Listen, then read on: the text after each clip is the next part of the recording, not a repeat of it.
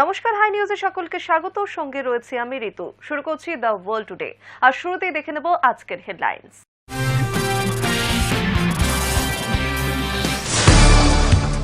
Donald Trump president হওয়ার পর গত 6 মাসেরও বেশি সময় ধরে লাগাতার নিম্নমুখী ভারত মার্কিন সম্পর্ক। আন্তর্জাতিক কূটনৈতিক বিশেষজ্ঞ মহলের দাবি, ডোনাল্ড ট্রাম্প নিজের স্বার্থের জন্য গোটা আমেরিকার স্বার্থকে জলাঞ্জলি দিচ্ছেন। বেশ কয়েক সপ্তাহের রক্তক্ষয়ী সংঘর্ষের পর যুদ্ধবিরতিতে রাজি হল থাইল্যান্ড এবং কম্বোডিয়া। শনিবার এই সংক্রান্ত সমঝোতায় সই করেছে দুই দেশের প্রতিনিধিরা।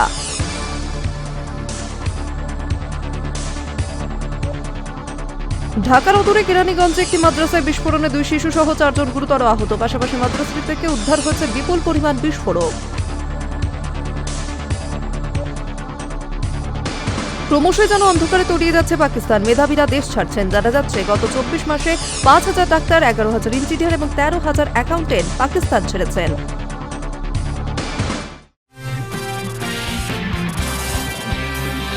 ডোনাল্ড ট্রাম্প প্রেসিডেন্ট হওয়ার পর গত 6 মাসেরও বেশি সময় ধরে লাগাতার নিম্নমুখী ভারত মার্কিন সম্পর্ক। এই পরিস্থিতির মাঝে ট্রাম্পের ভূমিকা নিয়ে প্রশ্ন তুলছেন আন্তর্জাতিক কূটনৈতিক বিশেষজ্ঞ মহল। তাদের দাবি, ডোনাল্ড ট্রাম্প নিজের স্বার্থের জন্য গোটা আমেরিকার স্বার্থকে জলাঞ্জলি দিচ্ছেন।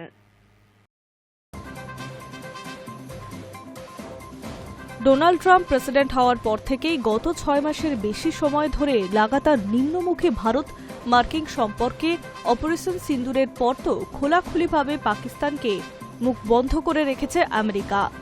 ভারতের সঙ্গে কূটনৈতিক দূরত্ব বাড়ানো ও পাকিস্তানের ঘনিষ্ঠতা যে নীতি ট্রাম্প নিয়েছে তা সমালোচিত হয়েছে আমেরিকার অন্দরেও।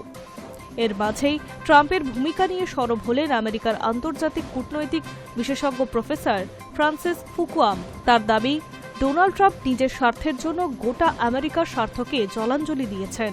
সাম্প্রতিক এক সাক্ষাৎকারে ট্রাম্প প্রশাসনের বিদেশনীতির তীব্র সমালোচনা করেন ফুকুয়ামা। তিনি বলেন, ট্রাম্পের বিদেশনীতি তার ব্যক্তিগত লাভের উপরে নির্ভর করে তৈরি হচ্ছে। উদাহরণস্বরূপ, গত 20 থেকে 30 বছরে আমেরিকার যেসব সরকারই ক্ষমতায় এসেছে তারা ভারতের সঙ্গে সুসম্পর্ক মজবুত করার চেষ্টা করেছে, কারণ আমরা দক্ষিণ এশিয়ার চীনকে টক্কর দিতে চাই। কিন্তু ট্রাম্প মোদির সঙ্গে সম্পর্ক খারাপ করছেন কারণ উনি নোবেল শান্তি পুরস্কারে তাকে সমর্থন করেননি। ট্রাম্পের নির্দিষ্ট কোনো বৈদেশিক নীতিই নেই, কার্যত সেই কথাই স্পষ্ট করে প্রফেসর আরও বলেন, ট্রাম্পের এই সিদ্ধান্ত স্পষ্ট যে উনি ব্যক্তিগত লাভের জন্যই আমেরিকার স্বার্থকে ছুঁড়ে ফেলে দিয়েছেন। এই অবস্থায় কেউ যদি ভাবেন ট্রাম্পের বিশেষ বৈদেশিক নীতি রয়েছে, তবে তারা ভেবে কোনো কুল খুঁজে পাবেন না। ট্রাম্পের এই ব্যক্তিগত স্বার্থ প্রসঙ্গে এর আগেও নানা মত উঠে এসেছে। অভিযোগ উঠছে, ট্রাম্প নিজের ক্রিপ্টোকারেন্সি ব্যবসা বাড়াতে এবং পাকিস্তানের নিজের ব্যবসা বাড়াতে পাক প্রধানমন্ত্রী শাহবাজের সঙ্গে গোপন চুক্তি করেছেন। সেই ব্যবসায়িক স্বার্থ যাতে অক্ষুণ্ণ থাকে তা মাথায় রেখেই পাকিস্তানের প্রতি এত দরদ শিল্পপতি মার্কিন প্রেসিডেন্ট। উল্লেখ্য, পহেলগাঁও হামলার জবাবে পাকিস্তানের বিরুদ্ধে অপারেশন সিন্দুর শুরু করেছিল ভারত। এরপর 4 দিন ধরে যুদ্ধ চলে দুই দেশের। সেই যুদ্ধ থামাতে হস্তক্ষেপ করেন মার্কিন প্রেসিডেন্ট ডোনাল্ড ট্রাম্প।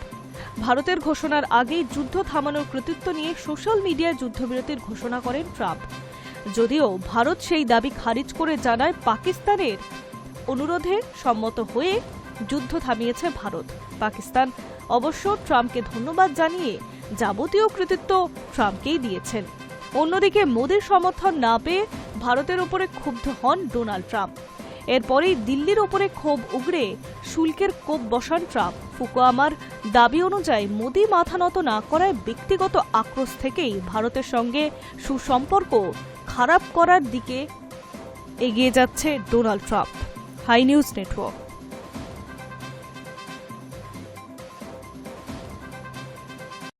সম্প্রতি মার্কিন কংগ্রেস একটি রিপোর্ট পেশ করেছে, যেখানে তারা দাবি করছে চীন ভারতের সামনে বন্ধুপ্রীতি দেখাচ্ছে, যা আদতেও সত্যি নয়। কারণ লাদাখে সেনা সরানোর নেপথ্যে বেজিং এর অন্য ষড়যন্ত্র রয়েছে বলে মনে করছে আমেরিকা।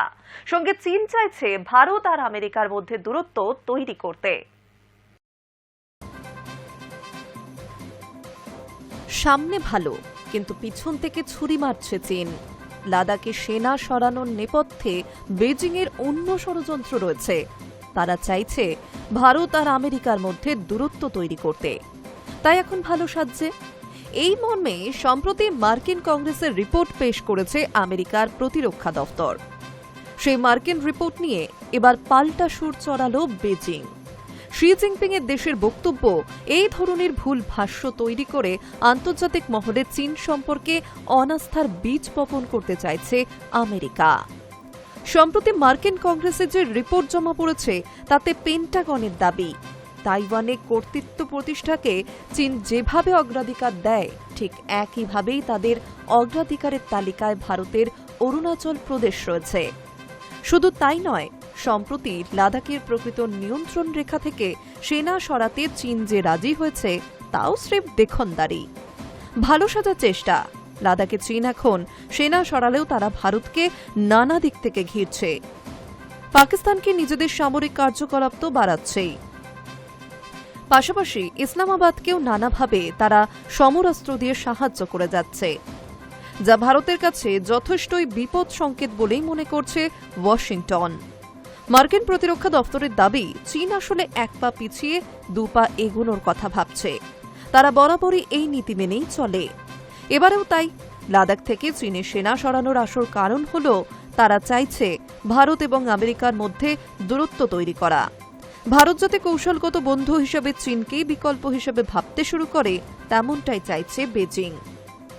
সাম্প্রতিককালে নানা বিষয়ে ভারতের সঙ্গে আমেরিকার টানাপোড়েন চলছে। অপারেশন সিন্দুর অভিযানের পর মার্কিন প্রেসিডেন্ট বারবার দাবি করে গিয়েছেন যে তার কারণেই ভারত পাকিস্তানের মধ্যে সংঘর্ষ বিরতি সম্ভব হয়েছে।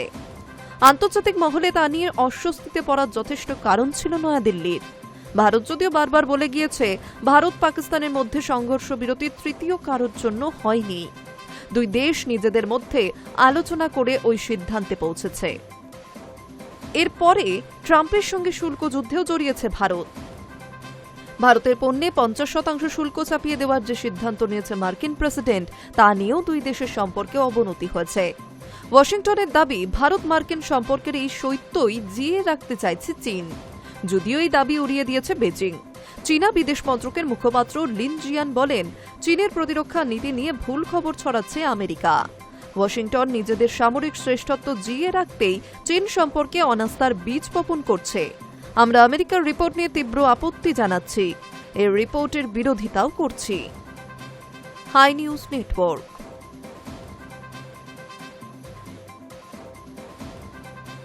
রাশিয়া ইউক্রেন যুদ্ধ থামাতে মার্কিন মধ্যস্থতায় যে শান্তি প্রক্রিয়া চলছে তার নিয়ন্ত্রণ যে শেষ পর্যন্ত ওয়াশিংটনের হাতেই, তা আরও একবার স্পষ্ট করে দিলেন মার্কিন প্রেসিডেন্ট ডোনাল্ড ট্রাম্প।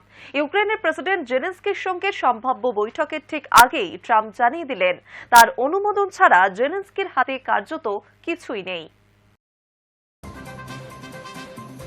রাশিয়া ইউক্রেন যুদ্ধ থামাতে মার্কিন মধ্যস্থতায় যে শান্তি প্রক্রিয়া চলছে তার নিয়ন্ত্রণ যে শেষ পর্যন্ত ওয়াশিংটনের হাতেই, তা আরও একবার স্পষ্ট করে দিলেন মার্কিন প্রেসিডেন্ট ডোনাল্ড ট্রাম্প।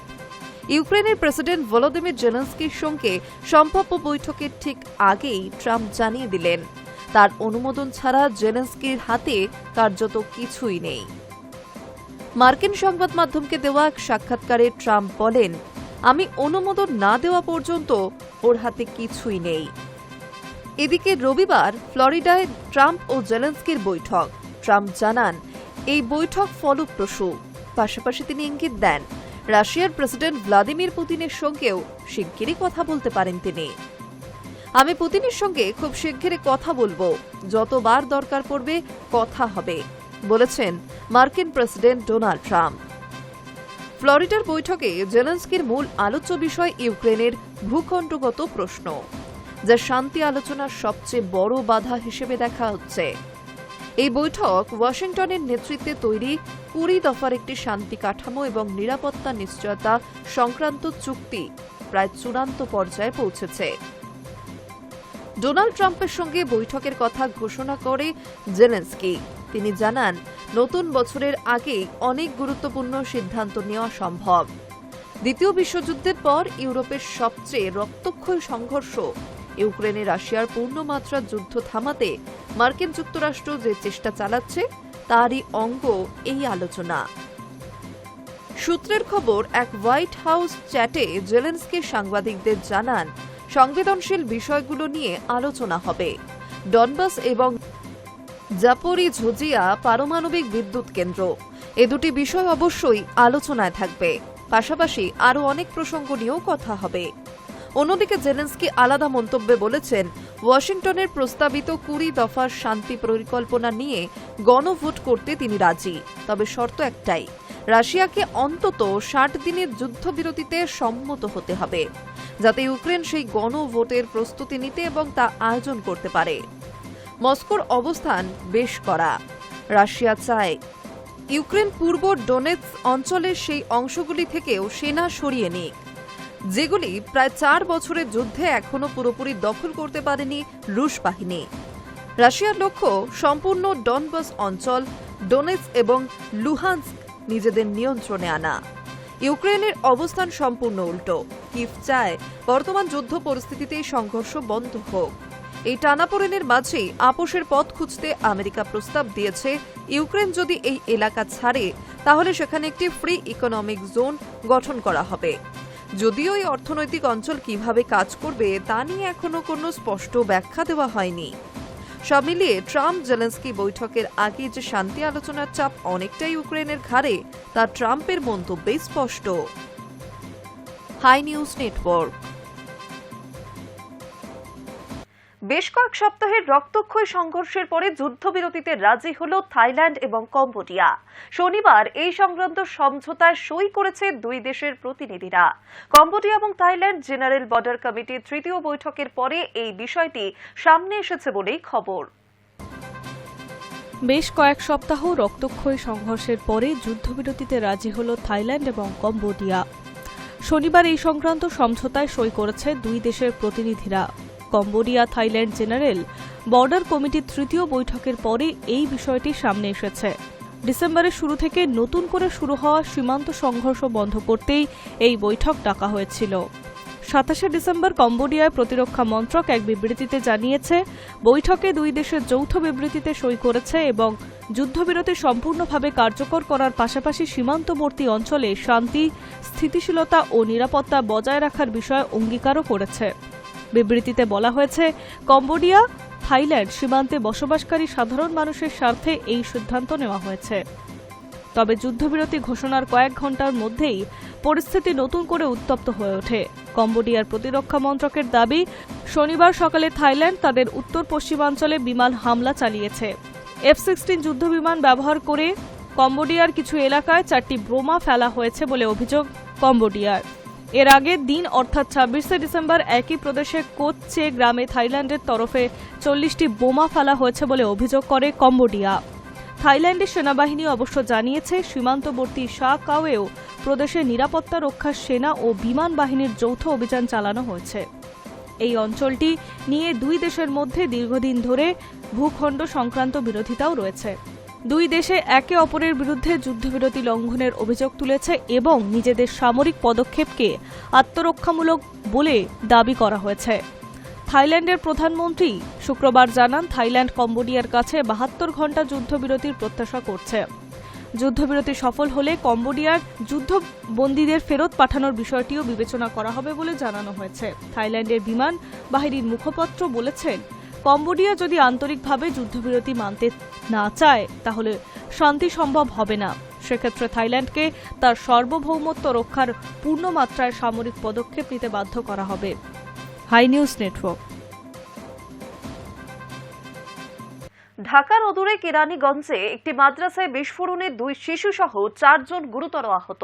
পাশাপাশি মাদ্রাসাটি থেকে উদ্ধার হয়েছে বিপুল পরিমাণ বিস্ফোরক। বাংলাদেশের রাজধানী ঢাকার অদূরে কেরানীগঞ্জে একটি মাদ্রাসায় বড় ধরনের বিস্ফোরণ ঘটেছে।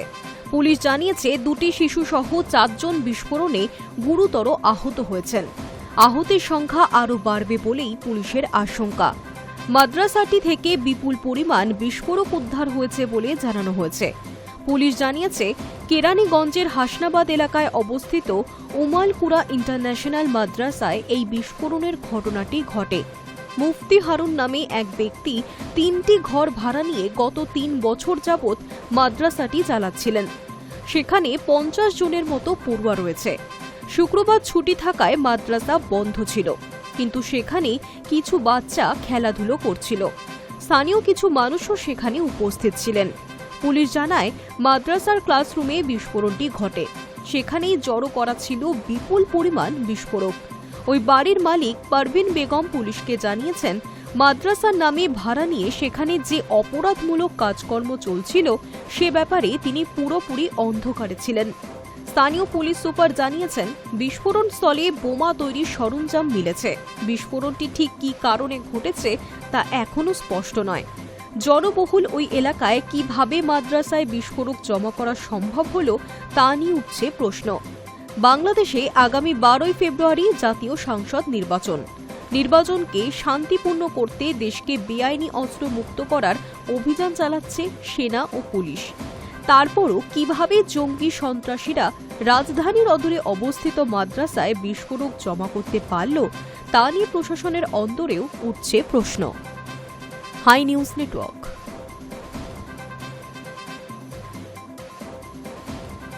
কয়েকদিন আগে হামলা হয়েছিল ছায়ানট উদীচিতে। এবার নিশানা ছিল বাংলাদেশের প্রখ্যাত রক গায়ক জেমসের কনসার্ট। তা নিয়ে সরব হলেন তসলিমা নাসরিন। লেখিকার দাবি, জিহাদিরাই তাণ্ডব চালিয়েছে, জেমসকে গান গাইতে দেননি। বাংলাদেশে ফের সংস্কৃতির উপর হামলার ছবি প্রকাশ্যে এলো। জনপ্রিয় গায়ক জেমস কনসার্ট বাতিল হয়ে গেল ফরিদপুরে, ঢাকা থেকে প্রায় 120 কিলোমিটার দূরে। শিল্পী, সাংস্কৃতিক প্রতিষ্ঠান এবং অনুষ্ঠান ঘিরে সাম্প্রতিক সময়ের ধারাবাহিক হিংসার আবহেই এই ঘটনা নতুন করে উদ্বেগ বাড়ালো। স্থানীয় সূত্রে জানা গিয়েছে, শুক্রবার রাত 9টায় ফরিদপুরে একটি স্কুলের বার্ষিকী উপলক্ষে জেমসের কনসার্ট হওয়ার কথা ছিল। কিন্তু অনুষ্ঠান শুরুর আগে একদল দুষ্কৃতী মঞ্চের ভিতরে ঢোকার চেষ্টা করে। অভিযোগ, তারা দর্শকদের লক্ষ্য করে ইট পাথর ছোড়ে। স্থানীয়রা জানান, প্রথমে ছাত্রছাত্রীরা হামলাকারীদের আটকানোর চেষ্টা করেন, কিন্তু পরিস্থিতি ক্রমশ নিয়ন্ত্রণের বাইরে চলে গেলে স্থানীয় প্রশাসনের নির্দেশে শেষ পর্যন্ত অনুষ্ঠান বাতিল করতে বাধ্য হন আয়োজকরা। এই ঘটনার পর সোশ্যাল মিডিয়ায় তীব্র প্রতিক্রিয়া জানিয়েছেন নির্বাসিত লেখিকা তসলিমা নাসরিন। পোস্টে তিনি লিখেছেন, ছায়ানট বাংলাদেশের সাংস্কৃতিক কেন্দ্র পুড়িয়ে ছারখার করে দেওয়া হয়েছে। সঙ্গীত, নাটক, নৃত্য, আবৃত্তি এবং লোক সংস্কৃতির মাধ্যমে ধর্মনিরপেক্ষ ও প্রগতিশীল চেতনা গড়ে তোলার লক্ষ্যে গড়ে ওঠা উদীচীকেও পুড়িয়ে দেওয়া হয়েছে। আজ জিহাদিরা খ্যাতনামা শিল্পী জেমসকেও মঞ্চে উঠতে দিল না। তসলিমা আরও লেখেন, কয়েকদিন আগেই ধাক্কা খেয়ে বাংলাদেশ ছাড়তে বাধ্য হয়েছেন সেতারবাদক সিরাজ আলী খান। তিনি কিংবদন্তি আলী আকবর খানের নাতি এবং বিশ্বখ্যাত ওস্তাদ আলাউদ্দিন খানের পুত্র। নিজেও মাইহার ঘরানার একজন বিশিষ্ট শিল্পী সিরাজ আলী খান। ঢাকায় কোনো অনুষ্ঠান না করেই তিনি ভারতে ফিরে যান এবং স্পষ্ট জানিয়ে দেন, শিল্পী, সঙ্গীত এবং সাংস্কৃতিক প্রতিষ্ঠান নিরাপদ না হওয়া পর্যন্ত তিনি আর বাংলাদেশে ফিরবেন না।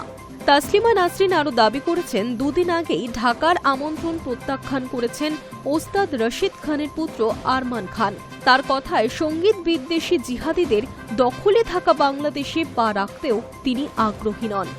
জেমস বাংলাদেশের অন্যতম জনপ্রিয় গায়ক, গীতিকার এবং সুরকার। তিনি নগর বাউল ব্যান্ডের লিড সিঙ্গার, গিটারিস্ট এবং গান লেখক। পাশাপাশি তিনি প্লেব্যাক সিঙ্গার হিসেবেও পরিচিত। বলিউডে তার গাওয়া গ্যাংস্টার ছবির বেগে বেগি বা লাইফ ইন আ মেট্রোর আলবিদা আজও শ্রোতাদের কাছে জনপ্রিয়।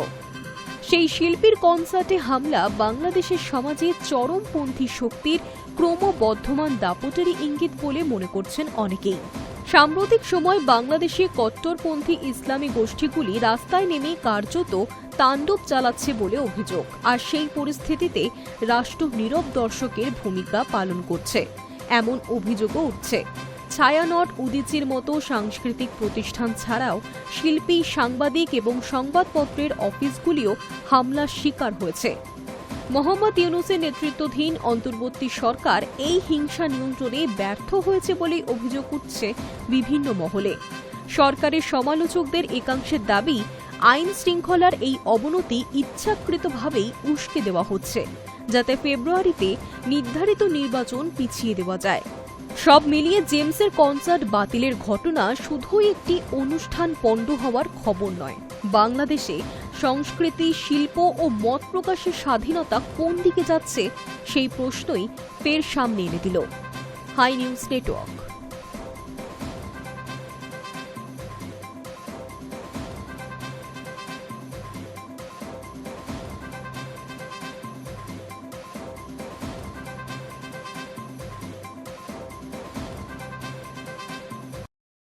ক্রমশই যেন অন্ধকারে তলিয়ে যাচ্ছে পাকিস্তান। মেধাবীরা দেশ ছাড়ছেন। সাম্প্রতিক পরিসংখ্যান সেদিকে নির্দেশ করছে। জানা যাচ্ছে গত 24 মাসে 5,000 ডাক্তার, 11,000 ইঞ্জিনিয়ার ও 13,000 অ্যাকাউন্টেন্ট পাকিস্তান ছেড়েছেন বলেই সূত্রের খবর। ক্রমশই যেন অন্ধকারে তলিয়ে যাচ্ছে পাকিস্তান। পরপর মেধাবীদের দেশ ছাড়ার প্রসঙ্গে পাক সেনাপ্রধান মুনির সম্প্রতি বলেছিলেন, এটা ব্রেন ড্রেন নয়, এটা ব্রেন গেইন। কিন্তু তিনি যতই বিষয়টাকে এড়িয়ে যেতে চেষ্টা করুক, পরিস্থিতি খুব ভয়ঙ্কর। সাম্প্রতিক পরিসংখ্যান সেই দিকেই নির্দেশ করছে। জানা যাচ্ছে গত 24 মাসে 5,000 ডাক্তার, 11,000 ইঞ্জিনিয়ার এবং 13,000 অ্যাকাউন্টেন্ট দেশ ছেড়েছেন। শাহবাজ শরীফের আমলে পাকিস্তান যে কত বড় সংকটের মুখে পড়েছেন তা এই পরিসংখ্যানই বুঝিয়ে দিচ্ছে বলে মত ওয়াকিবহল মহলের। অন্যদিকে প্রাক্তন পাক সেনেটের মুস্তাফা নওয়াজ খোখার এক স্যান্ডেলে লিখেছেন, অর্থনীতিকে শোধরাতে হলে রাজনীতিকেও শোধরাতে হবে। পাকিস্তান বিশ্বের 4র্থ বৃহত্তম ফ্রিল্যান্সিং হাব, কিন্তু ইন্টারনেট শাটডাউনের ফলে $1.62 বিলিয়ন ক্ষতির মুখে পড়তে হয়েছে পাকিস্তানকে, যার ফলে 23,70,000 ফ্রিল্যান্স কর্মী কাজ হারানোর ঝুঁকির মুখে পড়েছেন। সম্প্রতি পাকিস্তানের প্রশাসনের তরফে জানানো হয়েছে 2024 সালে 7,27,381 জন বিদেশে চাকরি করতে গিয়েছিলেন। 2025 নভেম্বর পর্যন্ত সংখ্যাটা 6,87,246 জন। উদ্বেগের বিষয় হল, এই দেশত্যাগ এখন আর কেবল উপসাগরীয় অঞ্চলে মুজিরের সন্ধানে যাওয়া শ্রমিক বা বিদেশে পাড়ি জানানোর পেশাদার ভিক্ষুকদের মধ্যে সীমাবদ্ধ নেই। দেখা যাচ্ছে ডাক্তার, ইঞ্জিনিয়াররাও আর পাকিস্তানে থাকতে চাইছেন না। এই ধারা বজায় থাকলে পাকিস্তানের ভবিষ্যৎ আরও গাঢ় অন্ধকারের মধ্যে যেতে চলেছে, তা নিশ্চিত করছে ওয়াকিবহল মহল। অন্যদিকে ভারত থেকে প্রবাহিত আরও 2টি নদী ঝিলাম ও নীলামে জল সরবরাহ কমে যাওয়ায় পাকিস্তানে নতুন করে উদ্বেগ প্রকাশ করেছে। কিছুদিন আগেই চন্দ্রভাগার জলপ্রবাহ কমে গিয়েছিল, অভিযোগ করেছে পাকিস্তান। এবার তাদের অভিযোগ, ঝিলামের জল ধরে রেখে গুরুতর সমস্যা তৈরি করছে ভারত, ফলে কৃষির দিক থেকেও সমস্যায় পড়তে হচ্ছে পাকিস্তানের মানুষজনকে। Hi News Network. The world today আজ এই পর্যন্তই। আরও অন্যান্য খবরের জন্য নজর রাখুন হাই নিউজে। নির্ভীক, নিরপেক্ষ।